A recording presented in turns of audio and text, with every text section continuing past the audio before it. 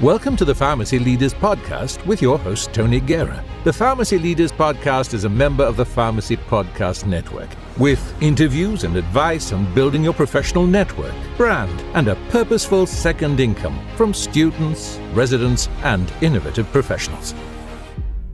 This is Shannon Rudolph, and you're listening to the Pharmacy Leaders Podcast. Hi, this is Jenna Beninga. I am a fourth-year APPE student here at Des Moines Area Community College. I am here today with Shannon Rudolph, who is the current fellow with the Iowa Pharmacy Association. Shannon, thanks so much for being here today. I'm sure the last few weeks have been pretty busy with Iowa Medicaid changing, and you've been traveling even today, so I appreciate you being here today with me. Thank you, Jenna. So this is really fun for me to interview you. I met you about a month ago when you were at a career fair at the University of Iowa College of Pharmacy. And then a couple weeks ago, IPA hosted an event sponsoring the two pharmacists that are in the Iowa government. So, and then I get to see you in April when I have my final APPE at IPA headquarters. So it's really fun that we keep running into each other like this. I know, it's been a whirlwind, hasn't it? Yeah. So first, tell us about your background, where you're from, where you went to school, how you've gotten to where you are today. Yeah, well, thank you very much, Jenna, for having me on the podcast today. So a little bit about me, I guess. So I am from a small town called Akron, New York. So being here in Iowa is just, a couple of miles from home. But grew up in Western New York. I did pharmacy school and undergrad, for that matter, at the University at Buffalo. Graduated for pharmacy school just a year and a half ago. And even I would say through my P3 year, I didn't really think I'd ever leave Western New York, and things changed, and I just started to consider different opportunities. And next thing I know, I'm doing a community-based residency with the University of North Carolina and Moose Pharmacy in the Charlotte, North Carolina area, which was a great experience. And I moved to Iowa a few months ago, and I'm now the Executive Fellow with the Iowa Pharmacy Association. That's great. So along that journey, so that's kind of your pharmacy journey, when did you know that you wanted to be a pharmacist? So that's a great question. So I will say that I kind of knew I wanted to go into healthcare. I liked science, kind of that just generic healthcare seems like the right field for me type of situation. So I'll be honest, I didn't have a strong, great reason to go into pharmacy. Nobody in my family is in the pharmacy profession. But I was working at an independent pharmacy in my hometown, and I think that's really what solidified that was the right career path for me. But so I will be honest, I kind of just fell into it, but it's been the biggest blessing. I'm so incredibly passionate about pharmacy now, so I'm pretty happy the way it all worked out. Yeah, well, that's really great.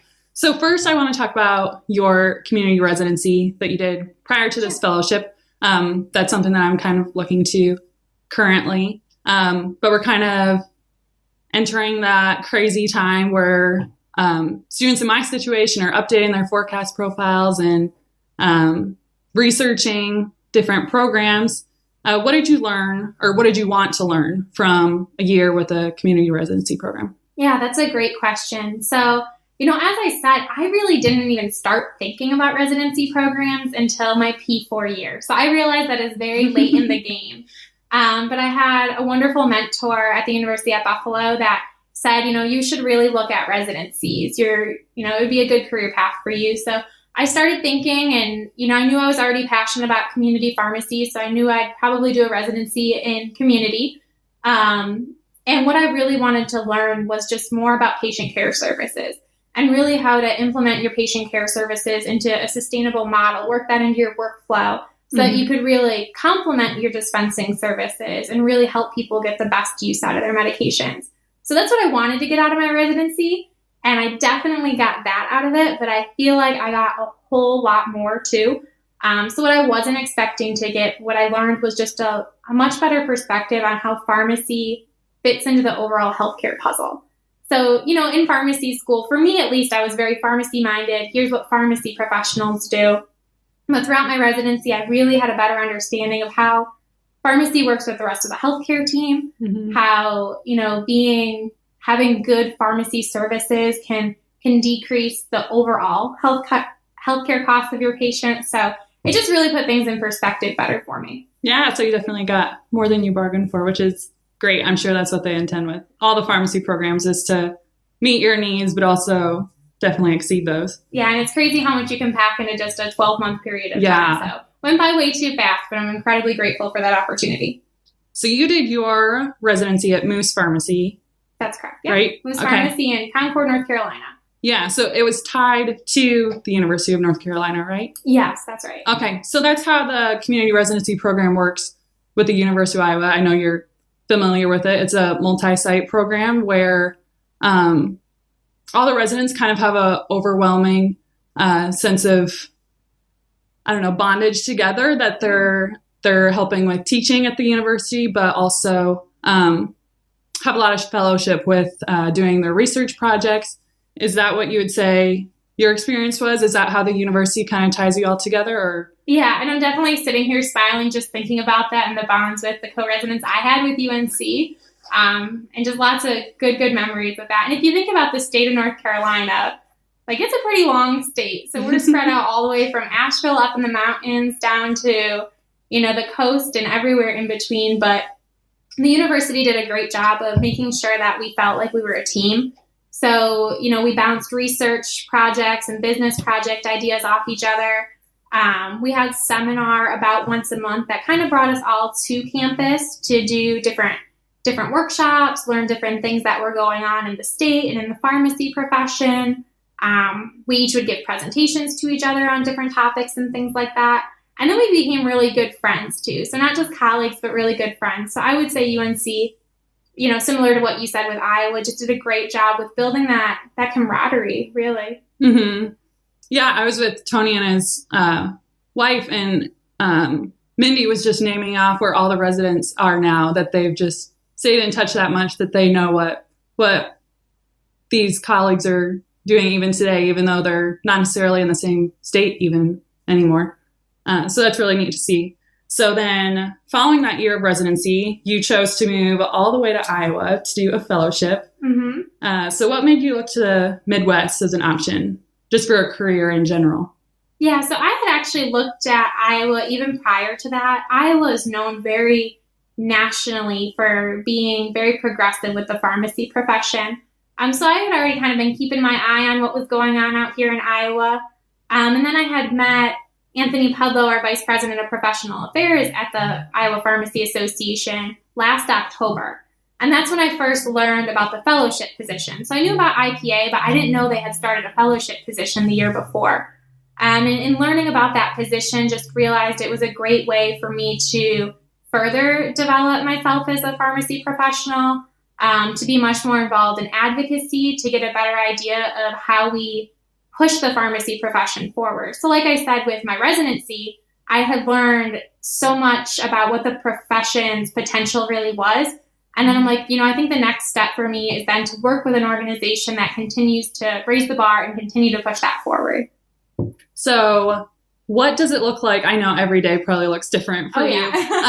But maybe give us a picture of what you've been doing in the last 6 months now with IPA. You're about halfway through. Yeah, I know. Don't say that. I'm thinking that it's halfway through already.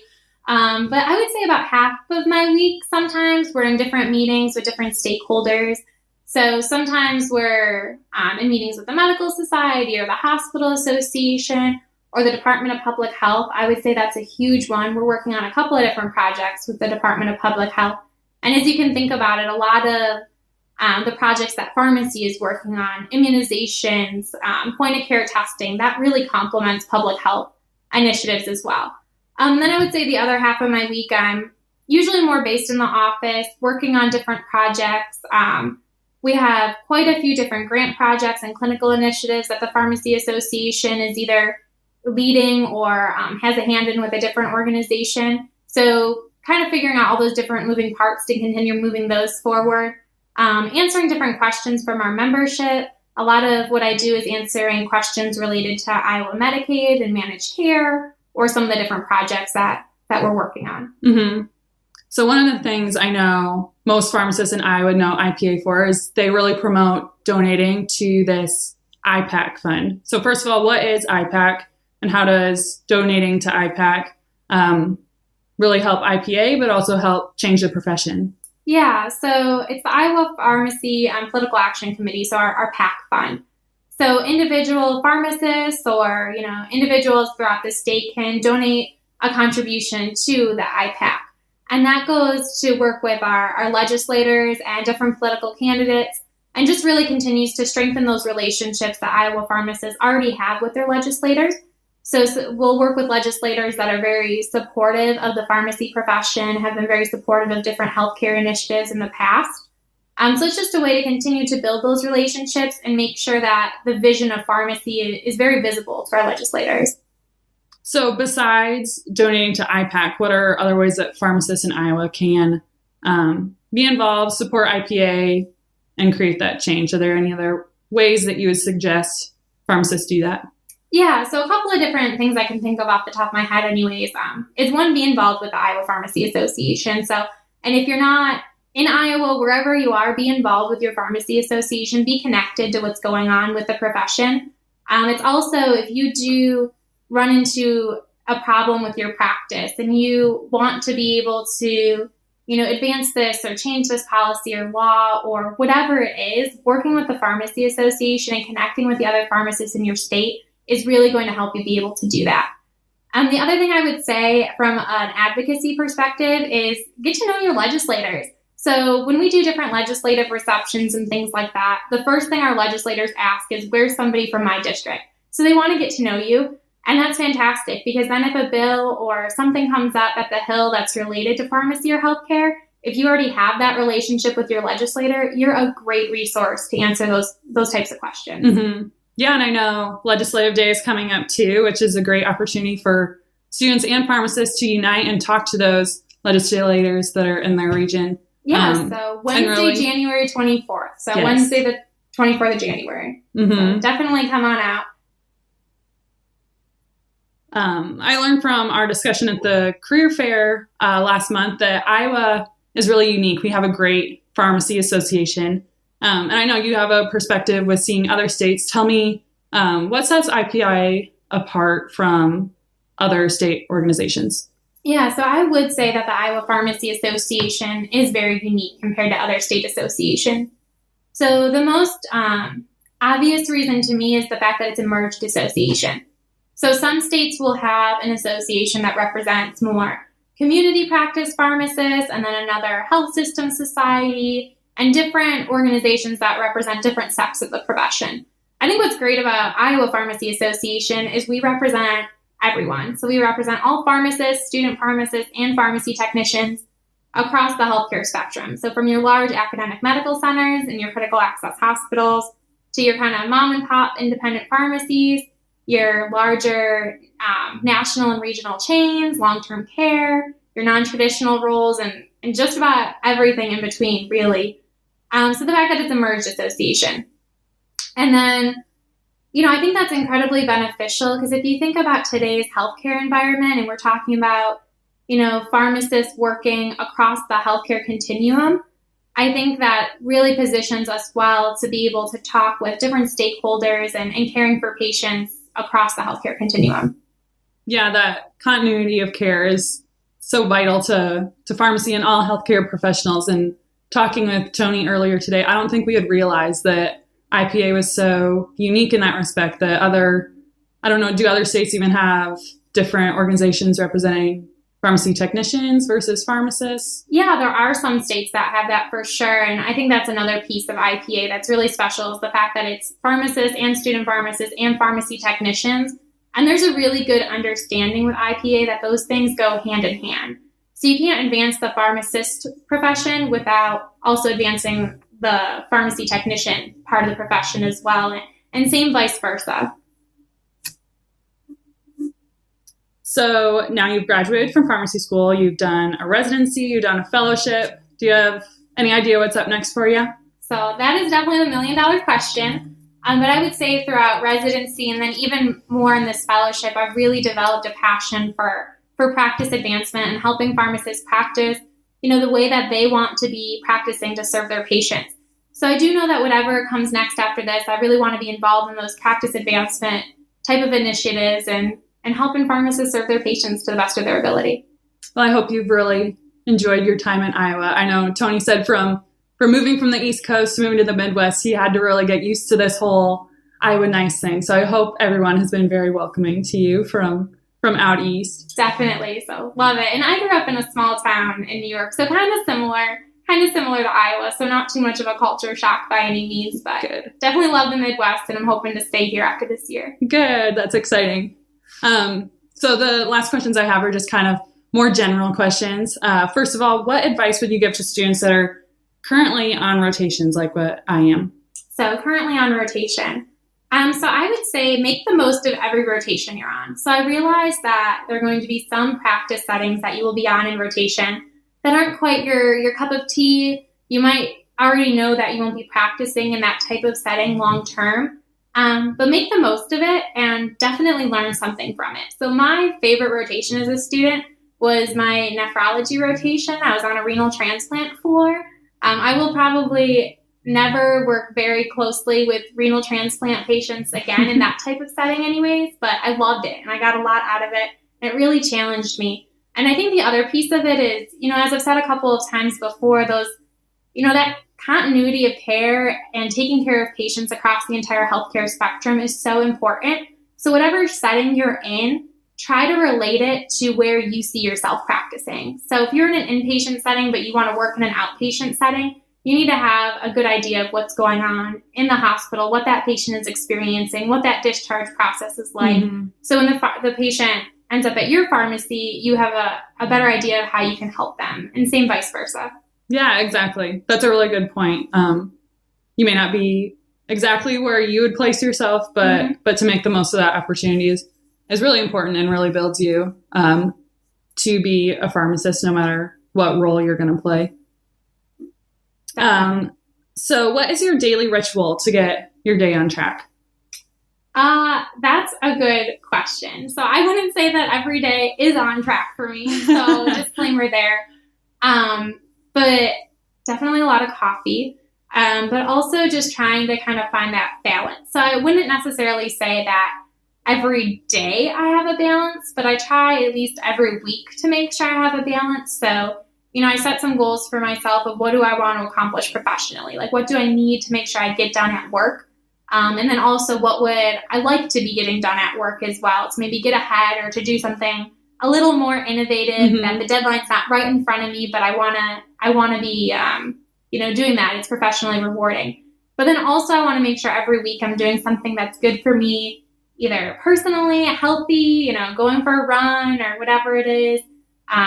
Or something that really helps build my relationships with my friends and family. So making sure that you're reaching out to those people, like my family that's back on the East Coast and things like that, and not losing those relationships. So just trying to find that balance. And next, what is the best advice you've ever been given or received, whether it's pharmacy related or just life motivational advice? Yeah, I guess plain and simple, just to be positive. I think it's really easy to be negative, and especially when Jenna, you're a student and you're finishing up and hoping to graduate soon, residency and fellowship, and what's next, and it's just rush, and it's very easy to feel like you're overwhelmed. But just be positive and kind of look at everything from how is this helping you grow and bettering yourself, and having that positivity rubs off on the people around you. And similarly, if you're negative, that rubs off on the people around you, and they may not want to be around you, and it may affect your work performance and things like that. So be positive. Don't be overwhelmed. I read something recently that said, if you feel like you're in darkness and if you're being buried, maybe it's really just you being planted. So if you kind of think of it as you're kind of a seed being positioned to grow into something better. So perspective, having a positive perspective. Right. And absolutely, that's not just work related. That's something you can carry over in everything in life. Certainly. So lastly, what inspires you?